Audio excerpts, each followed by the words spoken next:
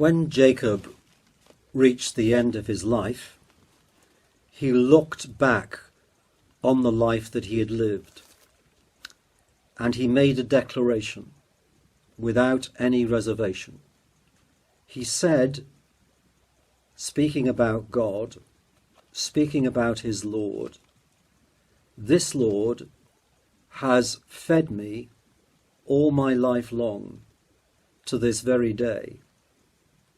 He was an old man now, and he was about to bless his grandchildren. And he stood on a mountain and it was as if he stood on a mountain and took in the vista of God shepherding him, intimately caring, guiding, keeping him in matters large and small. He recognized God's providence throughout all his life. And as he looked back on his whole life, as we've been considering this life of Jacob, he would have included the selfish way in which he seized the birthright from his older brother Esau, the deceitful manner in which he duped his father to take away Esau's blessing. And as he looked on those events, he saw how God overruled those events for his good. And then on his flight from Canaan to Haran to meet with his uncle, how he had that encounter with God at Bethel, when the Lord personally established him in a covenant relationship with himself.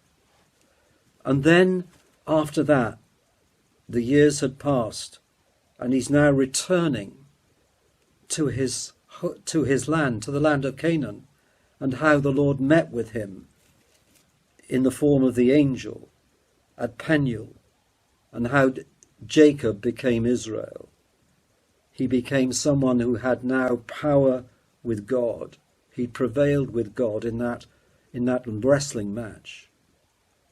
And his relationship with God as a consequence deepened. And that through that meeting with God, he was able to overcome in another meeting with his brother Esau, who had come to him supposedly to venge himself on Jacob for the way in which he had treated him. But Esau had changed, and instead of Esau slaying his brother, Esau embraced Jacob. So Jacob could look at all these events that we've been considering so far and say, through them all, the Lord has been my pastor, my shepherd, my carer, my keeper, my provider. And in that view which Jacob beheld as he looked back on his life, he would have also included these 20 years between his flight from Canaan and his return to Canaan, when he was in the home of his uncle Haran, his uncle Laban, 20 years of looking after Laban's sheep. 20 years as being the manager of his farm. 20 years in which, as he faithfully served his uncle, he acquired a wife, or should we say wives, and children, and servants, and all this despite sometimes the double dealing of his uncle Laban with him. And when one looks at those 20 years, described for us in chapters 29 through to 31 of Genesis, when we look at these years, And when we compare them with what happened before, when he had the vision of the ladder at Bethel, and what happened afterwards when he wrestled with the angel, we might say by comparison these years are ordinary, humdrum, sometimes very difficult for for Jacob, causing him to ask the question, what actually is going on? What's happened to all the promises of God? How am I to get out of this? But just as much as when the Lord drew near to Jacob in those dramatic events preceding the 20 years and after, the Lord was still as much with Jacob, present to help, to support, to encourage, to speak to him, to train him in those 20 years. You see, the shepherd is with his sheep through every circumstance of life, through every time period of life, through the ordinary and through the extraordinary, through what appears to be dull and through what appears to us to be quite the opposite by comparison. God was still his shepherd, and he was surrounding Jacob with his providence and teaching Jacob valuable lessons. So we're going to consider this morning God's hand on Jacob's life in this period when he was his uncle's servant, in chapters 29 through to 31. And we'll bring out 3 simple truths which God's providential dealings with Jacob teach us. Firstly, in this period, the Lord corrects Jacob. He trains him. He chastens him. Secondly, he provides for Jacob, supplies continually all his needs. And thirdly, he protects Jacob. He defends Jacob. And what was true for him is true for all of God's children in every generation. But before we look at these 3 ways in which the Lord is this shepherd to Jacob, let me just define this word providence. When we talk about the providence of God, we're describing what God has sovereignly purposed and planned in eternity to do in time. So providence is the outworking of God's sovereign designs and purposes and will on the stage of life. And providence encompasses everything. Isaiah tells us, speaking of the Lord, and the Lord speaking in the first person, who creates evil? I do. Who does good? I do. Who causes blessing in a certain situation? I do. Who brings calamity to a city? I do. The Lord's hand of providence is in everything, large and small, extends everywhere. Its parish is enormous and covers everything and everyone. And it has a special application to the Lord's people, who are under his special sovereign care. And because providence is sovereign, it will happen. And because it is according to his purpose, the purpose of God, it will be for our good. So that, of course, makes us think of Romans 8 and verse 28. All things work together for good to those who love God, to those who are the called of his purpose, or by his purpose. So providence is something of which we can never be deprived.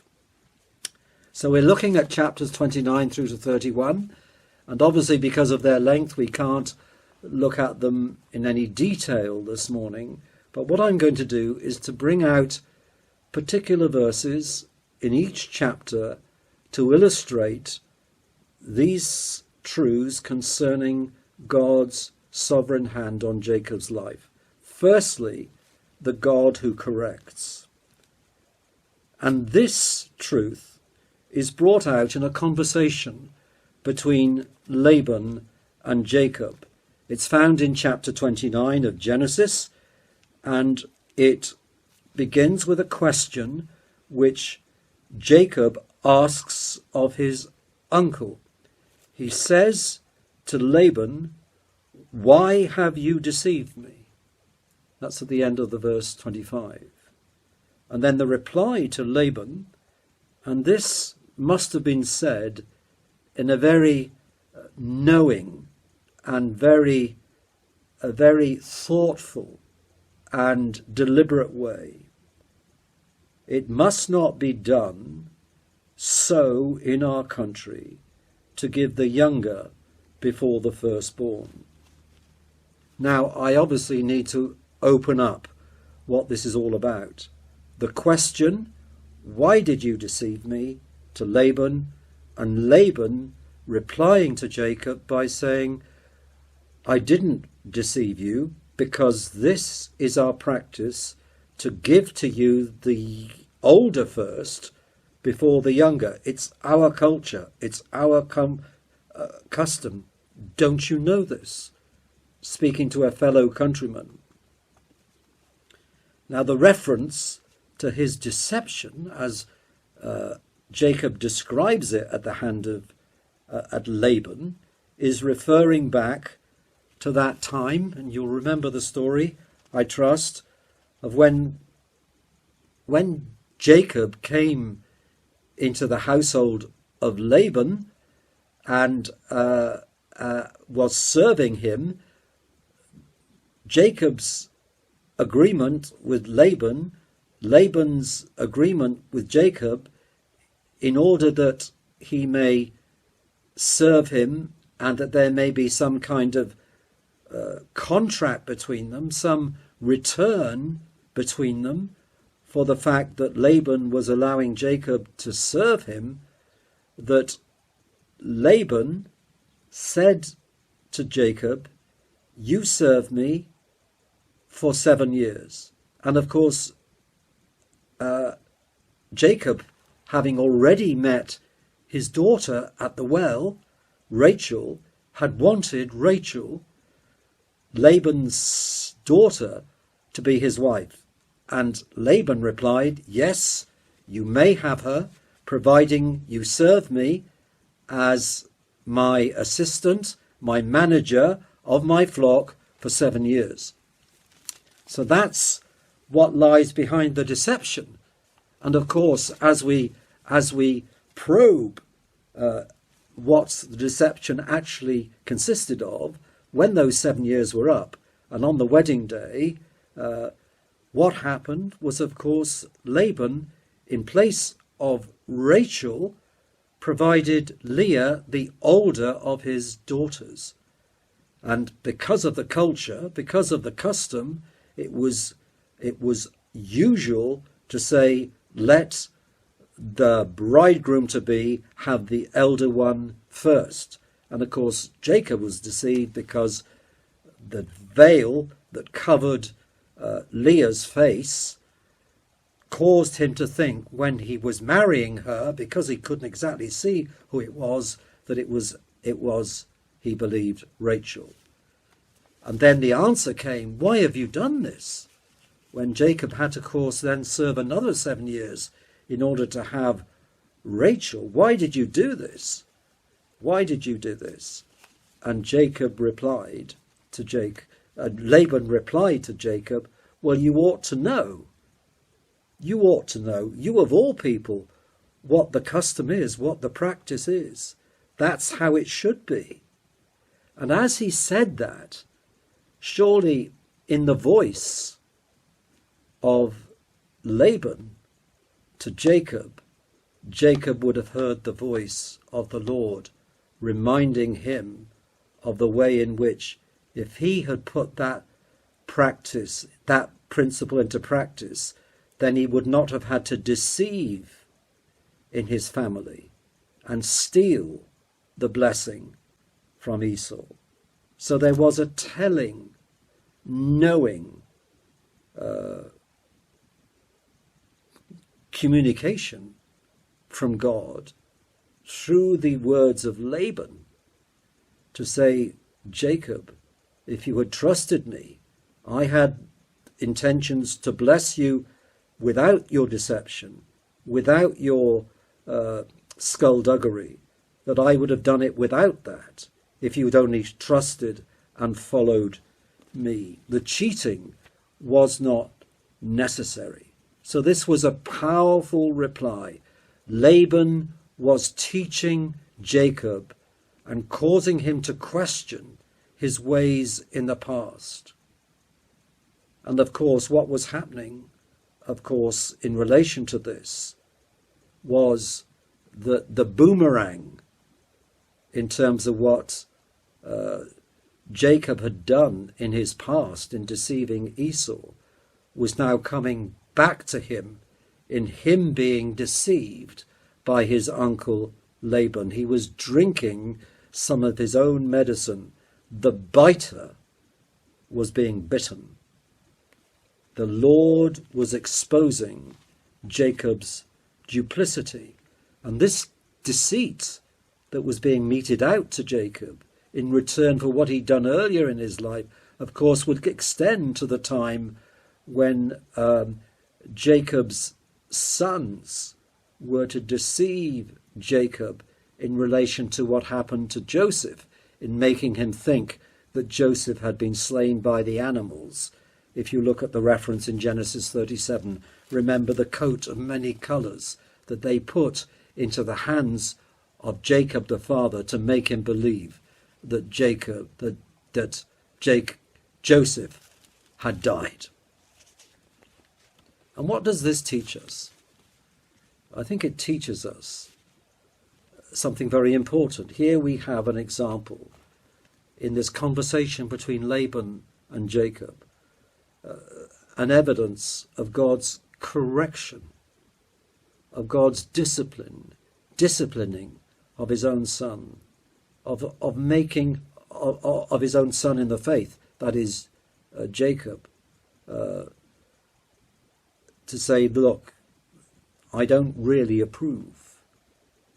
And this was something coming home to him, and to say, look, God's work is to be done in God's way, in a responsible way. Is that not true?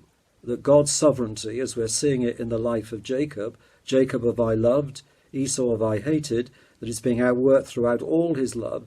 God's sovereign, purposeful hand does not absolve us, his people who are under it, from our own human responsibility in terms of employing methods and means which God has provided for us in the way in which we are to live out our lives. Means that are to honour him. If we take the simple example, if God, in terms of means, if God's desire is for us to observe hygiene and to be clean physically, will he do that himself for us? No, he won't. We need to shower, we need to bath, we need to use sanitizers, we need to use soap in order to employ the means which God has put at our disposal in order to be clean. God's sovereignty, man's responsibility. And it's almost as if here God is acting like a policeman. You know, when someone breaks the speed limit and is on the M5 and someone comes along, the police comes alongside you, perhaps I shouldn't say you, because you wouldn't do it, would you? But someone else comes alongside and flashes, and you're pulled in to the hard shoulder. And then words are spoken. Maybe a fine is imposed. You are speeding. the Lord pulled Jacob in here through his uncle Laban. So here is the first truth. God corrects us. And can I say, when God corrects us, when the Lord disciplines us, as it was for Jacob here, it was for our good. It was for his good. Secondly, not only does the Lord correct us, not only did the Lord teach and discipline Jacob, but he also provided for Jacob. And again, if we turn to the next chapter, here again we have a conversation, as we did in chapter 29, between Laban and Jacob. And I want to draw your attention firstly to verse 27 of chapter 30. And Laban said to him, Jacob, please stay. That's please stay in my home, if I have found favour in your eyes. For I have learned by experience that the Lord has blessed me for your sake. And then endorsing what Laban says to Jacob by saying that Jacob has been a real blessing to him while he's remained on his staff and in his employ. Jacob endorses that in verse 30. What you had before I came was little. Jacob speaking to Laban. And it has increased to a great amount. The Lord has blessed you since my coming. And now, when shall I also provide for my own house? You see, what does Laban acknowledge here? He acknowledges that Jacob was under the blessing of the Lord. No question. Laban could see that the Lord had marked out Jacob, and that Jacob's presence in his home was a blessing, was a benediction. And you can see how that was. His flocks had massively increased thanks to Jacob, that he was now in a prosperous condition thanks to Jacob. And that's how it is. That's how it always should be for the Lord's people. We should be a blessing to others. Blessing because we are the Lord's people. Woe betide the house, or woe betide the family, woe betide a nation where the influence of a Christian presence becomes less and less and less. If this nation continues in the way it is, with the Christian impact being dulled even more, woe betide this nation. We are light, we are salt, we are meant to be benedictions. The Lord provides for Jacob in these 20 years. He makes him to be a blessing to his uncle and to others. And not only in relation to his uncle, but Jacob himself was blessed hugely. And you can think of the list. Wives, children, servants. Think of who came out of those children. The 12 tribes of Israel, the future nation of Israel. Look what it says in verse 43 of chapter 30. Thus the man Jacob became exceedingly prosperous and had large flocks, female and male servants, and camels and donkeys. So when we think of this so-called ordinary period, this 20-year period in Jacob's life, we can see that through the humdrum, if you like, of service and the routine of labouring for his uncle and being amongst the flock and doing all kinds of menial duties and the ordinary patterns of life, all the way through, we could say day by day, the Lord was providing for Jacob and preparing him for the next stage in his life. And these provisions were fulfillments of God's providences, of God's promises. That's what these provisions were.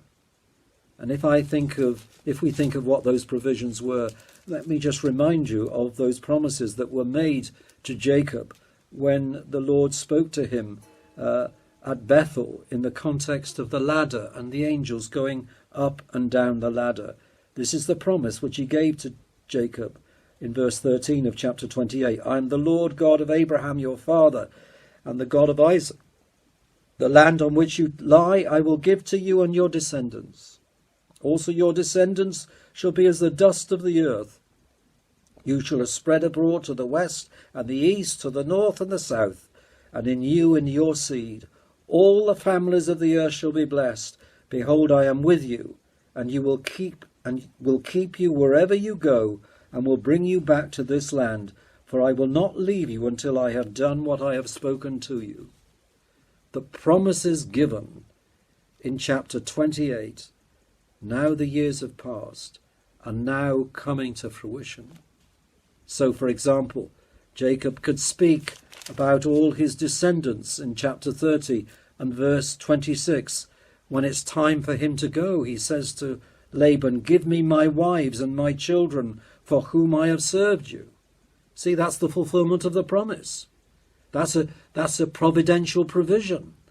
And the blessings which we've already seen, which Laban recognized he's receiving because of Jacob's presence in his own house. And the possessions that are referred to in verse 43, aren't they implicitly there in the promises of chapter 28? And also the land in verse 25 of chapter 30. It says, and it came to pass that when Rachel had borne Joseph, that Jacob said to Laban, send me away that I may go to my own place and to my country. Why was Jacob able to say that? Not simply because he saw that as a possibility, he saw that as a certainty because God had promised it to him. So here we see, secondly, God providing for Jacob in a time when he was in this period of testing in the land of Haran. Jehovah Jireh, the Lord will provide. He certainly provided for Jacob. My task always, and your task always, your responsibility always, before this Lord, is to serve him, it is to trust him, it is to obey him. That's his business to supply whatever needs we have which he deems best for us. What a provision Jacob was to Laban. What a provision we should be to others, even though they do not recognize it. And finally, God's providence that corrects, God's providence that provides, and thirdly, God's providence that protects. Look at what is said, and again, it's conversations, or not conversations, words that are said by Jacob, and then later recognized by Laban in chapter 31. So in chapter 31, we read in verse 3, when it is time for Jacob to move on, the Lord said to Jacob, verse 3, return to the land of your fathers and to your family, and I will be with you. Laban was mindful to detain Jacob. You can understand why he didn't want him to go. Didn't want him to go. He wanted to hang on to him. This is a good thing. But the Lord revealed to him in a dream, that is to Laban, by night, and said, be careful that you don't speak to Jacob either anything bad or anything good. This is my servant. This is my choice possession. Don't you lay a hand on him. Don't you harm him. And Laban then recognizes he must let Jacob go. God's protection, the Lord's keeping. Jacob was on the move, thanks to the Lord's instigation. And Jacob had a word for it. He didn't go before he had that word. He was directed, he was led out. And if the word of the Lord went with him, if the promise of the Lord was his accompaniment, then he was safe, physically safe, and he was spiritually safe. And what does this mean in relation to the promise, I will be with you?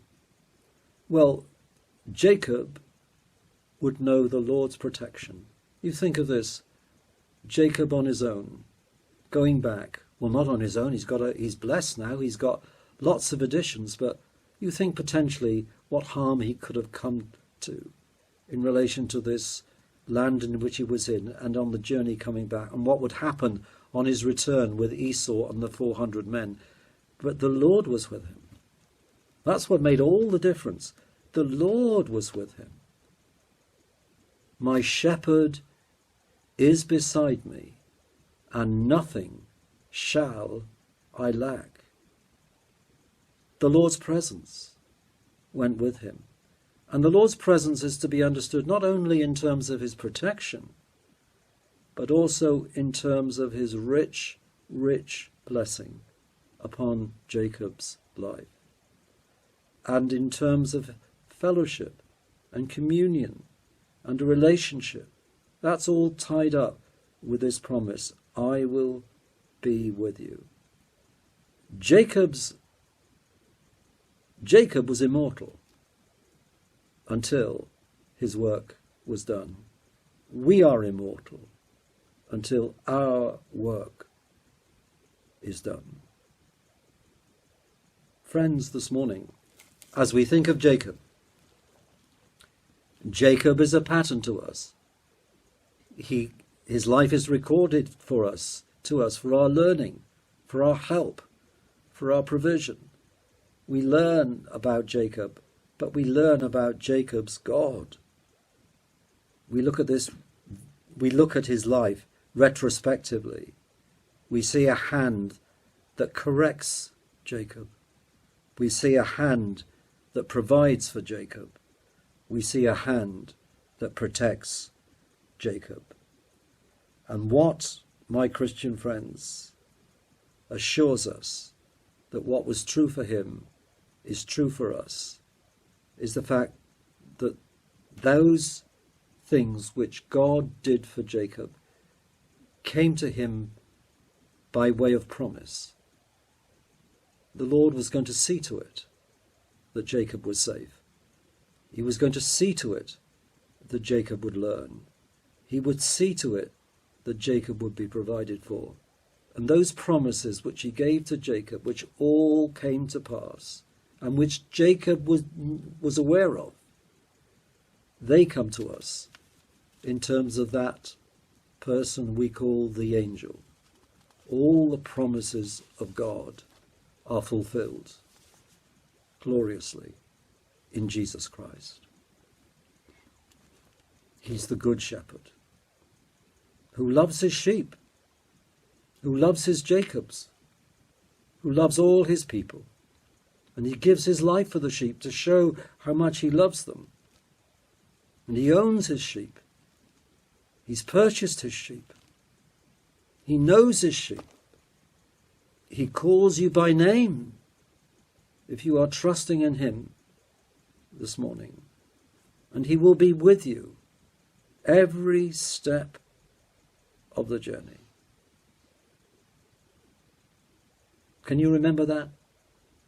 Remember that. My shepherd is beside me, and nothing shall I lack. Loving shepherd of thy sheep, keep me now in safety keep. Nothing can thy power withstand.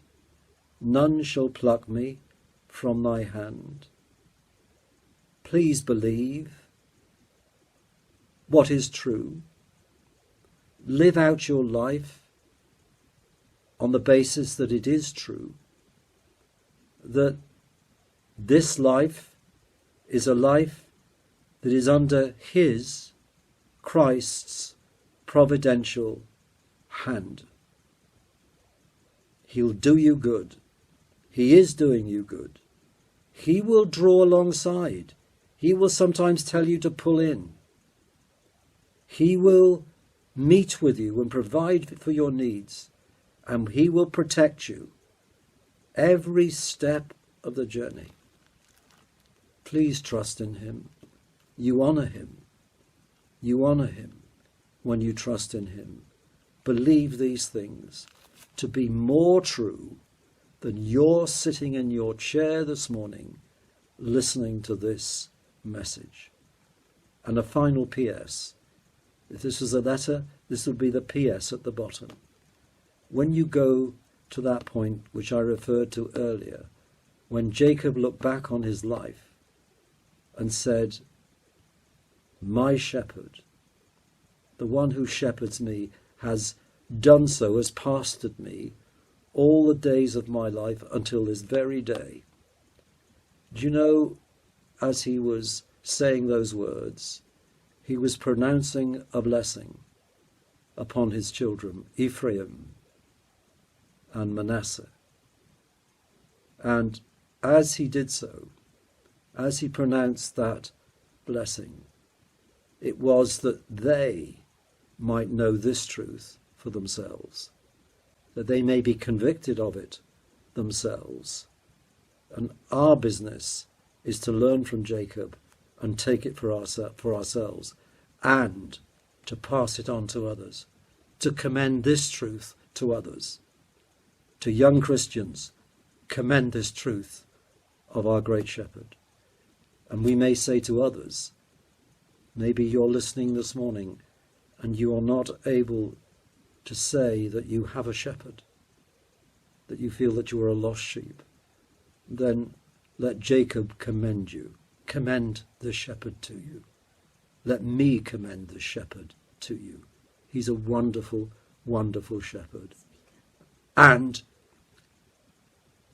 he desires